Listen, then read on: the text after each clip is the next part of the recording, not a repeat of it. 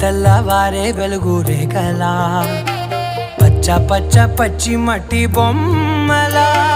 అల్లి బిల్లి వెన్న పాల నురగలా అచ్చ తెలుగు ఇంటి పూల కొమ్మలా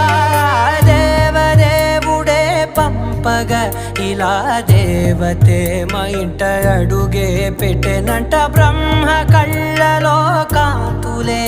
మా అమ్మలా మా కోసం మళ్ళీ లాలి పాడేనంట.